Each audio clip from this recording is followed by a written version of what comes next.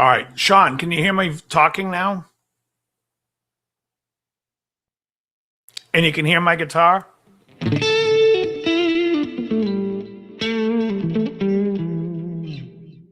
then what if I hear this?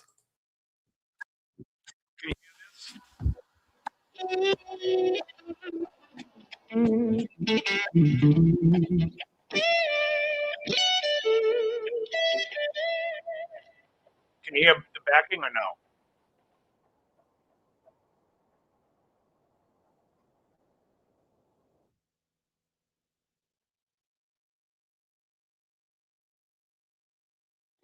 Was that I hear it to the backing track? A little choppy. Yeah, that's what I was afraid of. Yeah. Which is why I wanted to try it just right in. All right. Anyway, so I'll stay live here. I only got like the wah isn't clear. The wah.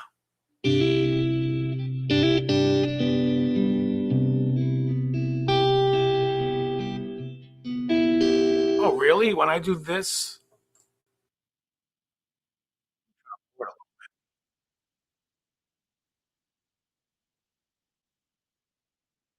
Oh, yeah, no, it's not playing. And now let's find out why.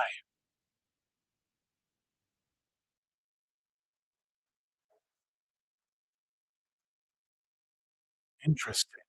Hey, Charlie. If I put B1 on, you still don't hear it?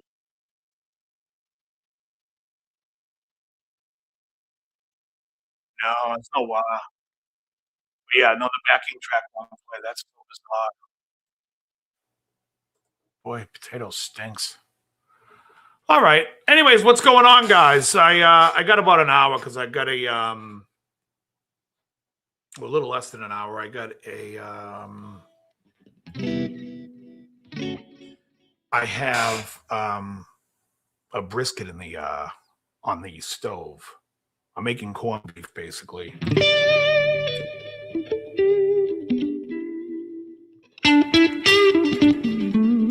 It was good. It was good. I worked last night. I worked the night before.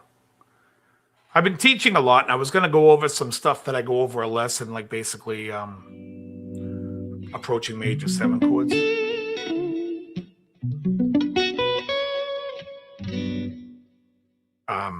But I can do that another time after I figure out how to get the audio to come through.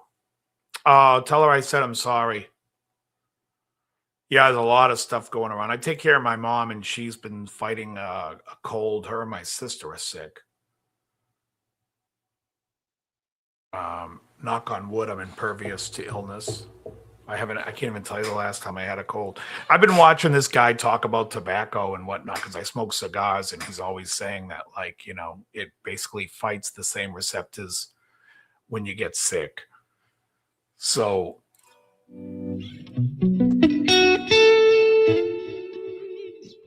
but anyways, hold on one second. Yeah.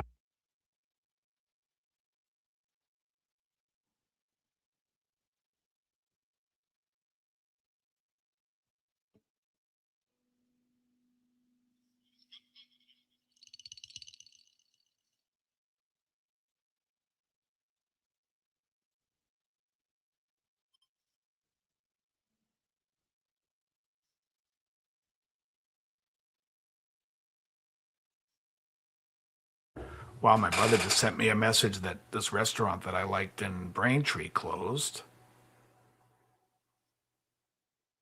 My phone's like lighting up right now. Eat some stuff.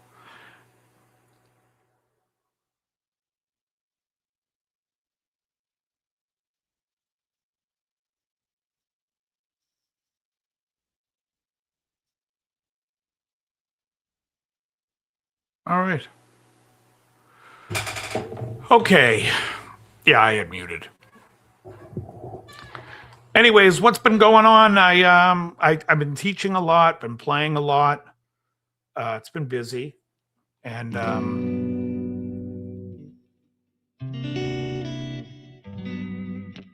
else? Not too much. Still doing carnivore diet. 3 years now and going on my 3 years, 2 months.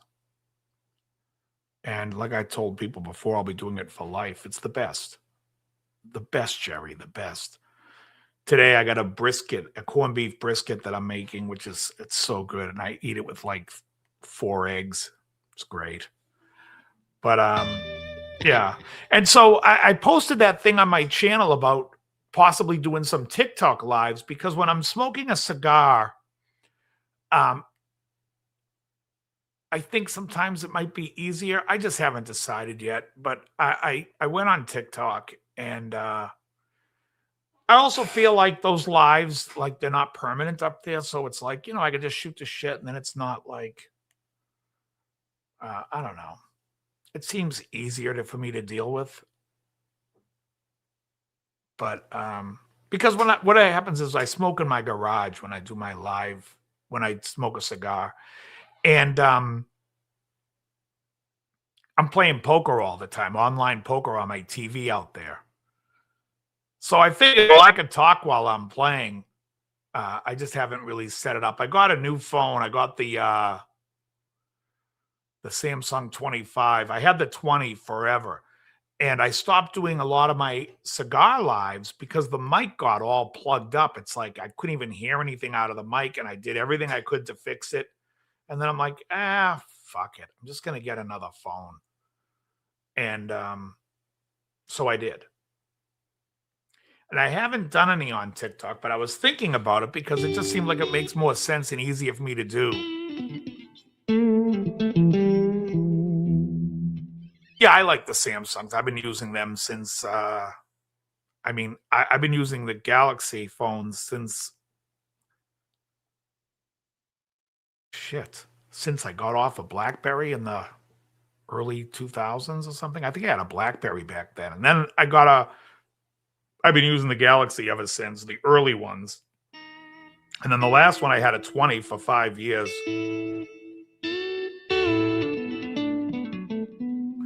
And then now I have the 25.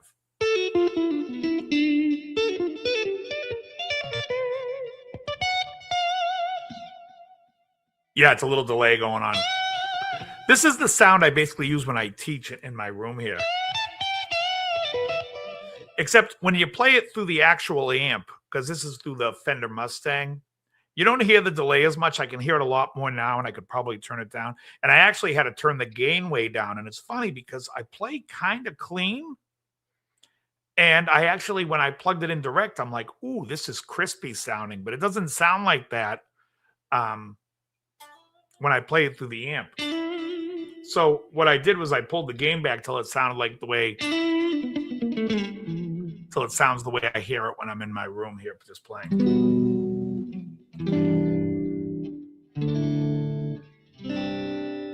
But yeah.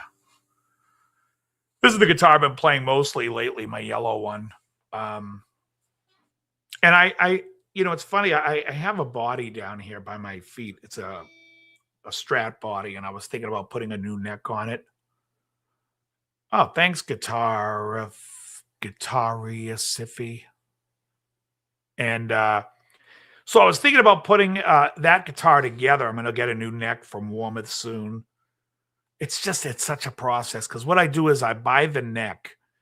Then I got to go take it into Wolf in Boston to do the scalloping, which I like up here. So when I go to grab, I can just grab it. So it's like scalloped just on the very top strings here on the top. So I have him do that. Then I take it because I'm going to get, I think, another Wenge neck, which means I can't put a logo on it. So what I got to do is I take it to this trophy girl who does trophy engraving, and she engraves the logo in the neck. And then I have my guy put acrylic paint in there and fill it. So that's a bitch. But then the thing was, this body has the 6-screw tremolo, which I effing hate. And so I was like, well, I could get a Vega trem for that guitar, make it a little bit more floaty. since I really don't use the bar that much, that would be the guitar I could use it on. But again, I have a want for another guitar like I have a want for syphilis. Thank you very much. I just don't care. I stopped giving a shit about guitars. I thought about buying a new acoustic recently, and I was like, I always wanted to get a Santa Cruz. So I was looking at them, and they're like $8,000 right now. And I'm like, geez, $4,000 I thought would have been like a decent price. But $8,000 is just, the music instruments are just crazy. And I love the Epiphone that I use. This one here plays awesome. Sounds great. I mean, I love, and I still haven't. Oh, you do, Johnny? Yeah, I'm thinking that's the best thing to do for a 6-screw trim. Because what I thought about doing was putting a Floyd on it, but then I have to get it all cut, reset, and then I'm like, you know what? It's just easier to get something that replaces the 6, but does a better job. And so the Vega trim to me made sense. Again, I don't really use the trim that much, or at all. Because most of my guitars like a setup with the bridge hard on the body, so I can do all the, without it going out of tune, all the country, all that type of stuff without having it go out of tune. But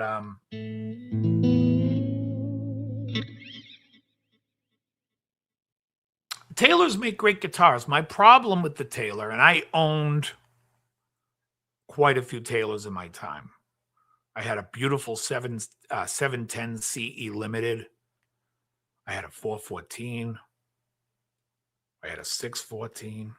I had a bunch. Over the years, I buy them, and then I get rid of them. And the reason why I get rid of them is I always feel like the neck is just a thin C, and I do not like a thin C neck. I like a big fat V, and which is why I've kept the Epiphone for so long and why I'll never get rid of it. It's got the fattest V neck. And then when I do my live gigs with AM Station, I'm using a Takamine 740 FS, and that has an ultra wide neck. It's even bigger than 1 3/4. It's almost like a 12-string neck, but with 6 strings. And the neck is super fat. I mean, people will always come when they come to my gigs. They're always like, "Hey, can I pick up your guitar?" I'm like, "Absolutely." And then they pick it up and they're like, "Geez, this thing's like, and this neck's enormous," and I love it. It's easy for me when I'm playing and not really paying attention with singing. We're joking when we play, so it's just how I like my guitars. I mean, these are wide as well. All my Strats are 1 3/4. I don't like anything smaller than 1 3/4. Like the one, people always like, "Oh, you got to check out this new Strat." It's like I pick it up and the neck is like a 9/6, not 9/16. What the hell is it? Is it 9/16? Whatever. No, 5/8, 1 5/8, or 1 11. 30. It's just too small. 416 is a beautiful Taylor. I think the 16 series, which is the Symphony, is the best guitar that they make in those series. Because, the 14 was good, but the 16 is better. And it's not as big as a jumbo. So it's just, I just like it the best. A friend of mine that it plays. Yeah. OMC 16. Yeah, the Martins are nice. So with Martins and the Taylors, so when you buy a Taylor, they're always putting on those and it's not just elixirs, it's the fact they're putting on 80/20 strings. And 80/20s project way better than phosphor bronze. And all the Martins used to come with phosphor bronze. I used to tell people, if the Martin's just a hair too dark or not projecting enough, throw on 80/20s. They project better, they sound better to me, they're clearer. They last longer than phosphor bronze because, phosphor bronze is like, it has a very low tin content. And so to prevent the oxidation, they put in phosphorus. And the 80/20s is 20% tin. And because of it, it doesn't oxidize nearly as fast. It lasts a lot longer. It's clearer, brighter. Yeah. Yeah, I mean, the Martins with 80/20s sound great. Yeah. Yeah, 80/20 is the way to go.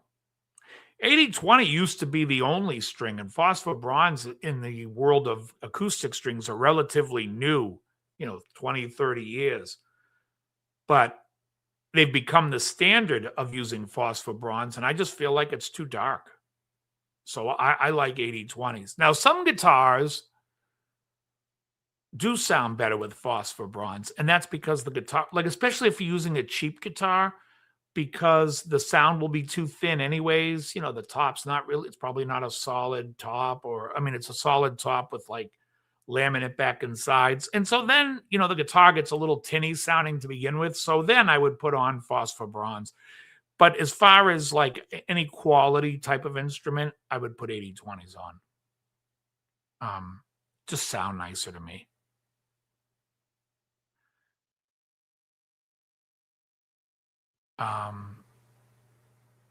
Less finger noise. Yeah, I don't know anything about that. But yeah, no, for sure. Like, hold on, let me kill the guitar here, and I'll get my acoustic. Hold on 1 second.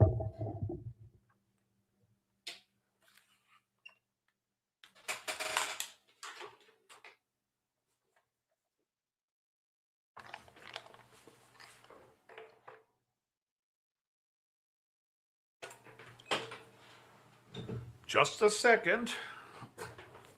Just a man I met in the men's room.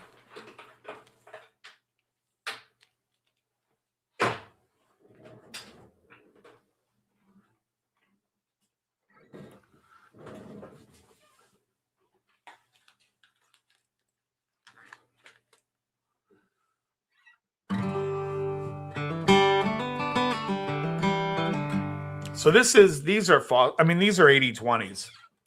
And you could just look at the strings and see it. Not really so much on the camera, but here, there's a much more yellowish hue to the string. It looks more like less like brass, whereas the phosphor bronze are more of a darker orange. But I just love the projection of this guitar. I use D'Addario. I use the what are they called? EJ. Is it 11? EJ 11s, which I think are the 12 to 53. Looking out at the road ocean under my wheels.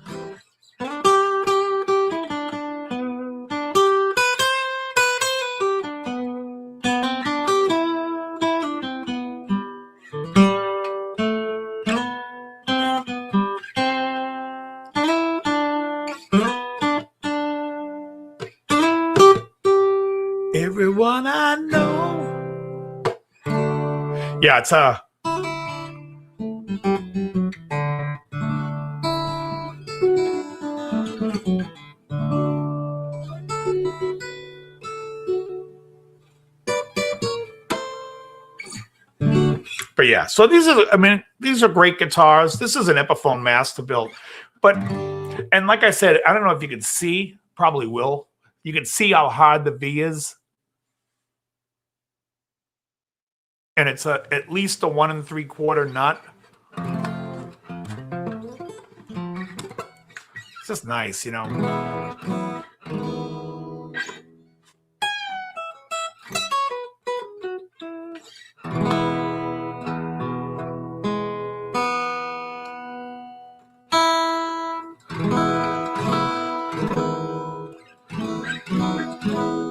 Yeah, it's just nice. So I've been using this as like my main guitar, like when I'm home and playing. It's what I use. And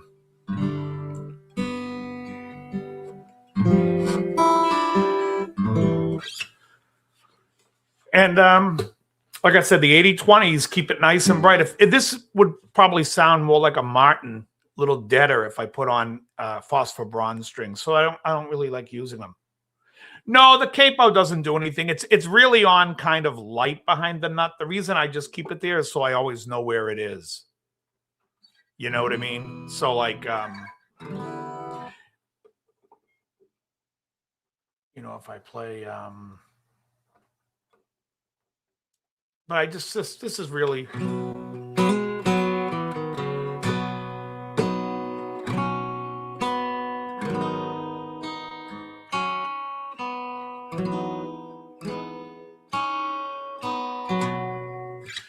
it's just so I know.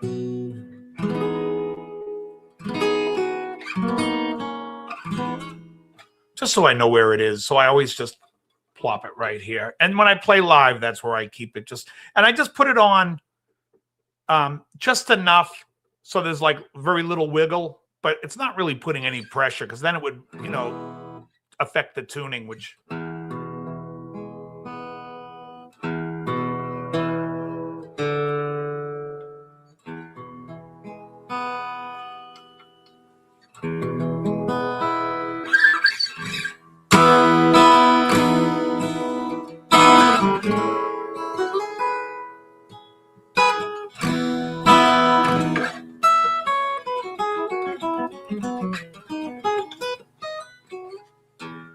But anyways, so that's what I would do if you have a guitar like a Martin that sounds dark. That's what I would do to the guitar. I just change the strings to 80/20s.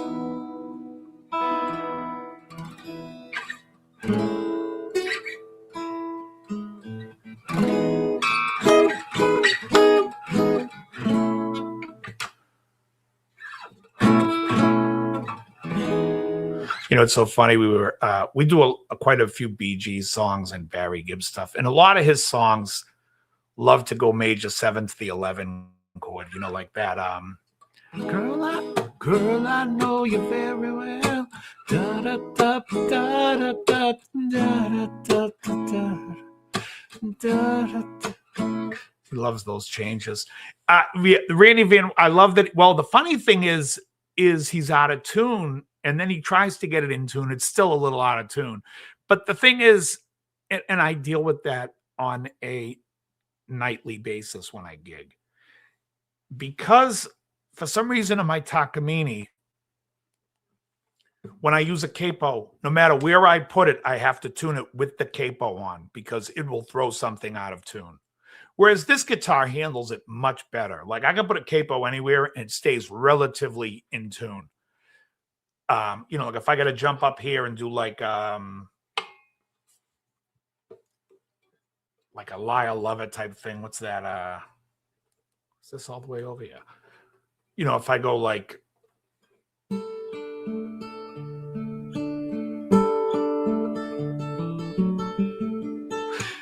On my Takamine, there's no way that low E string is staying in tune. It always goes sharp with the capo.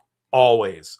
So then I have to retune it for the capo, which sucks. So when I watch that Randy Van Warmer video, I'm like, oh God, he's dealing with that shit too on his guitar. And I don't know if it's because of maybe tall frets, or, you know, just getting used to putting the right pressure on. And here I use, you know, this, I can control the pressure.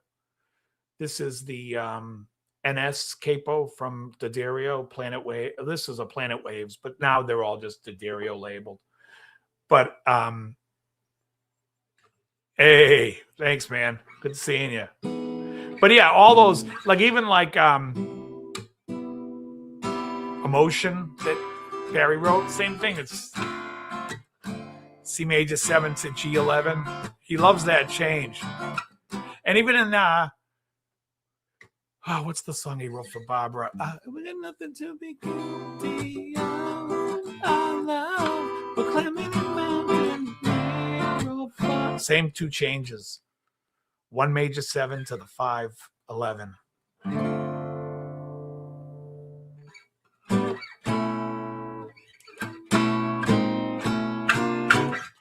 But yeah, so anyways, I could totally understand when Randy Van Warmer capoed. And I don't even understand why he capoed. I mean, you can't sing it a half step lower. Because the funny thing is the record, he's in A major. And then he does it live and he's playing it in A flat. And it's like, why don't you just play it in G? You know, you want to know tonight.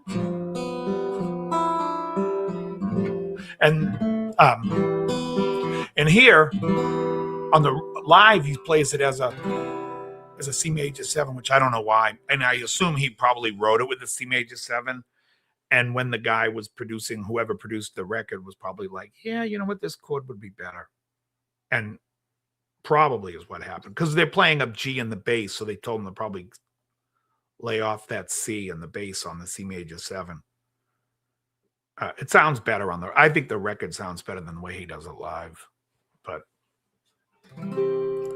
last night we tried playing When I Need You. My favorite part's when it goes,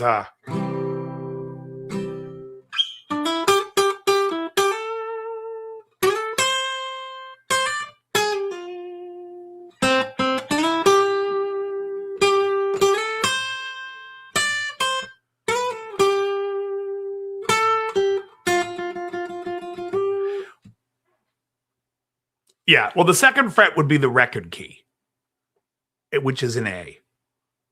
Which, I mean, there's no difference because you're playing it the same way both times. You're playing it in G, but you're just using a capo. There's a lot of artists that they like the sound of G, so they move the capo wherever the key. Like when I did Troubadour a little bit ago, you know, the George Strait song, he's up here on 4th fret, but playing it in G, you know, like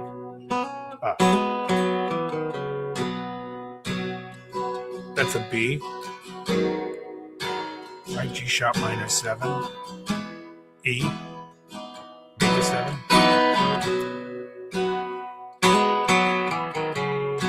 Right. So, I mean, he's playing it like that. And then, you know, Lyle Lovett does a whole bunch of stuff where everything, I mean, almost a lot of the stuff he does is G. Even like, I think it's here. Away where mothers ring, all my fingers, yeah. Oh, just dropped my pick. You can keep my tool again. Do I have to go? If you look around, you will see this world is filled with creeps like me. You look surprised, you shouldn't be. This world is filled with creeps like me. Now I keep my Uncle Leon in the closet, no one knows he's in. So a lot of it is just G moved around. Yeah, I'm probably out of tune. Yeah. Well, because when you put the capo on, it's just that. Yes, exactly. 6th fret makes it C sharp. Exactly. Yeah. And, you know, a lot of the times it's just because the guitar player, it's just the nicer voicing of the chords. I mean, so many records you can hear there's capos on it. Now, sometimes there's it's funny when I do my lessons on YouTube, I get a lot of people that'll be like, you know, that's not how they play it on the record. I'm like, yeah, you do realize I'm trying to give you all the parts so you can play it either solo, acoustic, or with one guy, you know, and make it sound like the record. I'm not sitting here playing the song. It just wouldn't make sense, especially like a lot of songs, the guitar players are just playing like little, you know, parts of chords and whatnot. And I just don't see any benefit to that. I mean, there's other guys that teach if you want to learn how to play the song exactly like the record and learn their parts.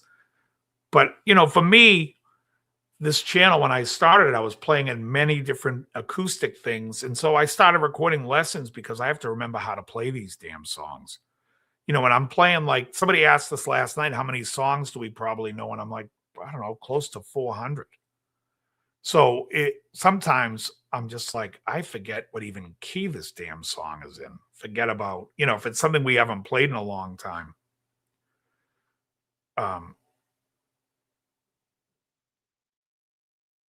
Yeah. In fact, I played a song Friday night where we had a singer come up and sing, and she's like, do you still remember how to play this song? And I'm like, nope, but I'll fake it. And I did. We played I Can't Make You Love Me. And so I played it to the best as, you know. Yeah, it's a lot. I mean, it's a lot. There's probably 200 that we play consistently, like we play a lot. And then there's the songs that, yeah. Oh, it's and a lot of it has to do with, I can hear. I record myself to remember how I played it. Yeah, so do I. That's what my lessons are. Yeah, well, that's what happens on most records. Like if you watch that Randy Van Warmer song, if you listen to it on the record, he's just going, oh, see, now I am out.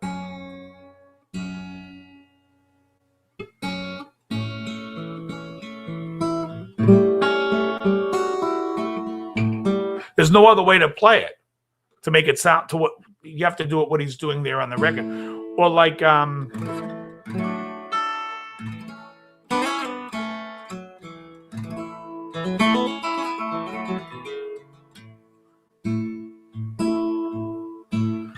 and then sometimes, like if we're playing a rock song acoustically, and a lot of rock songs are in A, I'll play it capoed here as well.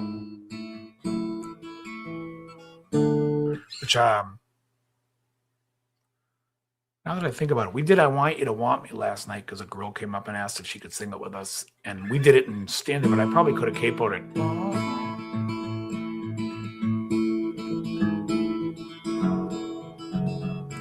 That type of thing. But whatever. I mean, that's all the capo is for, is just to, especially like if you got to play in like all the Elton John songs, because he plays everything in B flat and E flat. So they're always capoing up on 3rd fret on those records. You can hear like, and I think it's gonna be a long time to touch down.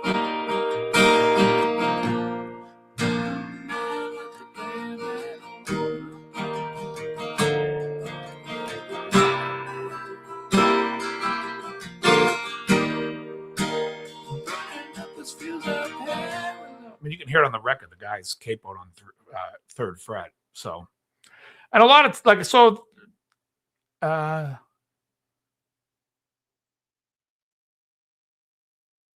well, I mean, we try to make stuff sound acoustically, keeping the vibe of the record and trying to stick to that. But yeah, we've added, like, we do some country stuff. We do Wichita Lineman. We do Chris Stapleton's Tennessee Whiskey.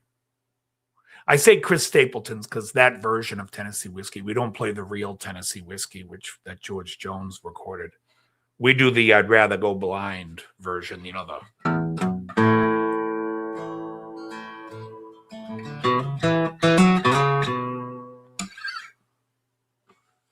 Well, it depends if it's in your key. See, so a couple of, like, Jim, my singer, likes to sing the songs that are in the record key, because when he's practicing them or trying to learn them, he's listening to the record. So sometimes he'll be like, anyway, we can go down a half step, and I'm like, of course. So like when we do Baby Come Back, we do it here, a half step lower. Spending all my nights, all my money, going out in the town. We do. Baby, come back.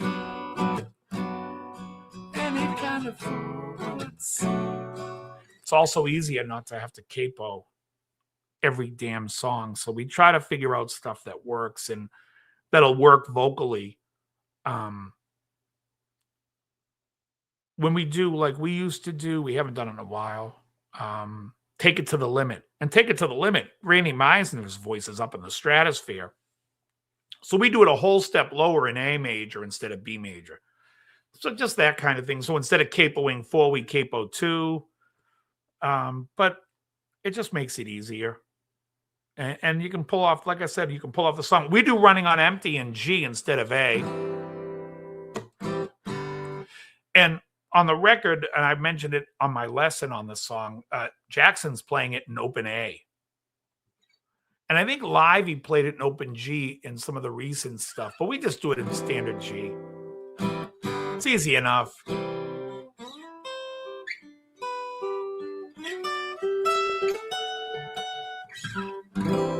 Looking out on the road, rushing under my wheels.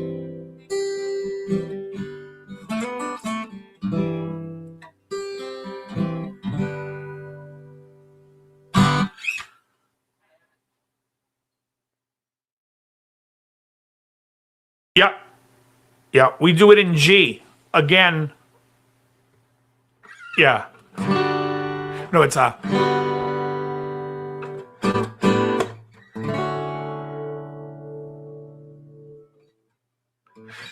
We don't do any Capo Steely Dan's. We do for Steely Dan, we do Reeling in the Years. We do it in standard, which is the record key, you know.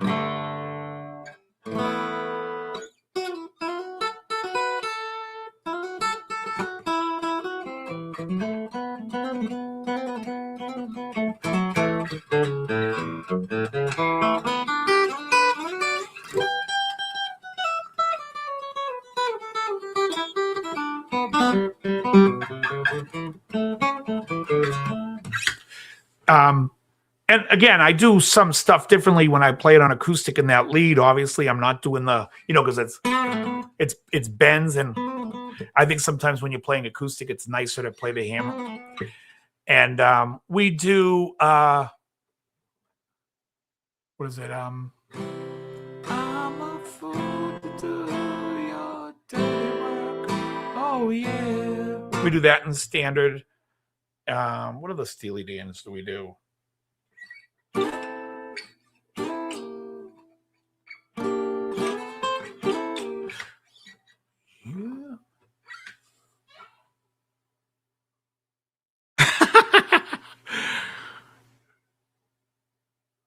That's great. Yeah, the rectifier head is what I used to gig with my band back in the early 2000s with. That's the version 2 of the rectifier head, which is my favorite version of the head. Crank I bought 10 years ago, maybe.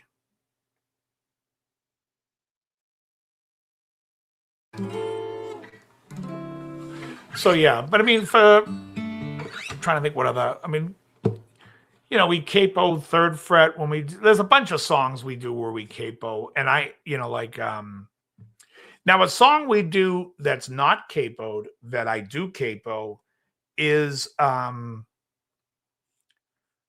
Shambhala, because I just think on acoustics, it sounds better to play it in D than to play it in E on the record. They're just playing standard, but to go.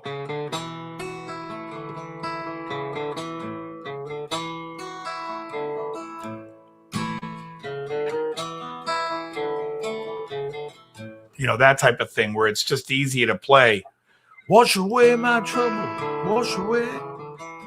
And we capo stuff we do capo, like we do drop D capoed onto for the chain, because that's how Lindsey Buckingham played it. Capoed onto. So, I mean, and I remember guys sitting there telling me back in the day, "Oh, you use a capo. I don't use a capo. I figure out, yeah, well, you're not going to get the sound." And it's not a competition when no one's saying, "Hey, can you do it without a capo?" It's a challenge. We're trying to entertain people and play music and make it sound good. We don't give a shit if somebody thinks like, "Oh, a capo is cheating." No, ridiculous. I mean, you're not going to get, you know, like, so we do, you know, obviously if you're up here in the 7th fret, this is where a D becomes an A, like where you hear like, and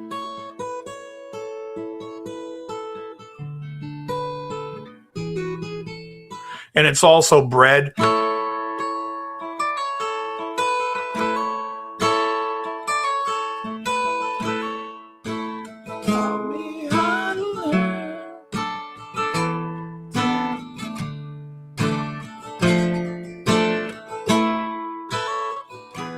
You know, bread. So, you know, that's 7th fret. 7th fret, again, the lie, I love it.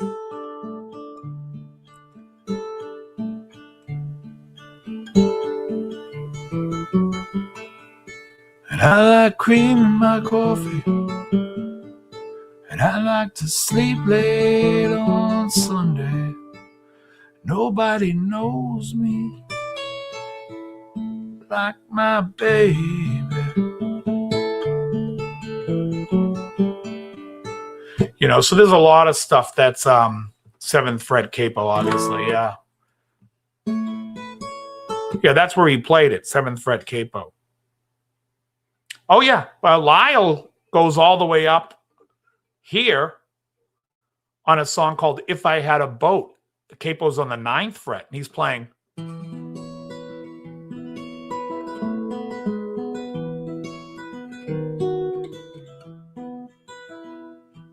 And if I had a boat, I'd go across the water.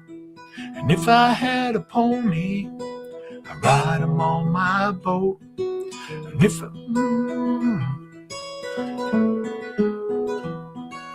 be upon my pony on my boat.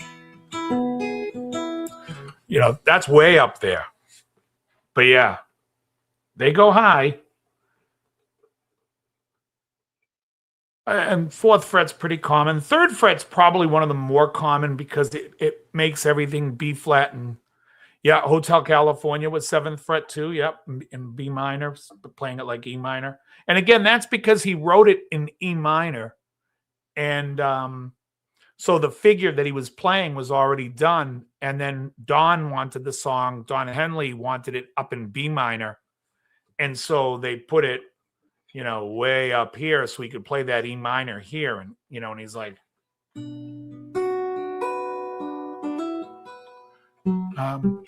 what is that?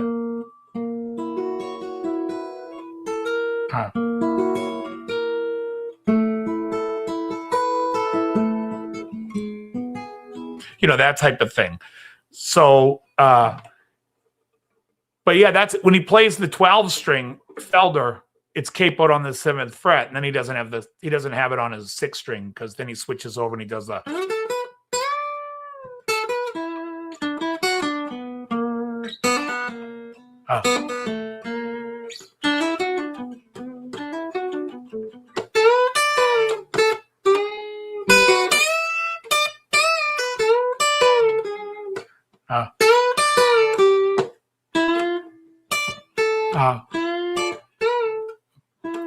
I forget it.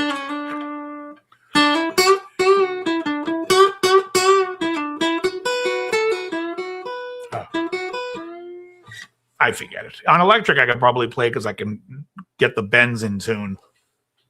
Oh, yeah, on acoustic, it's fucking brutal. Now I'm out again because of that bend.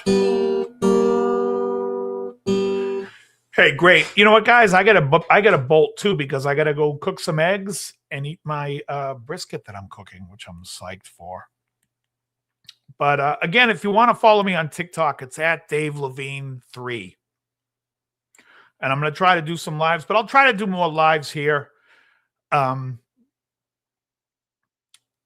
because I teach and have to do people's lessons and try to figure out stuff, I just didn't have as much time. But right now where it's effing cold in my garage, it's hard for me to get out there and smoke as much. So I might have more time till at least March. All right. Hey, thanks a lot, everybody. Have a great New Year. Just started. It's the 4th already. This year's flying by. It's a joke. All right, everyone. Thanks so much for hanging out with me. Very good.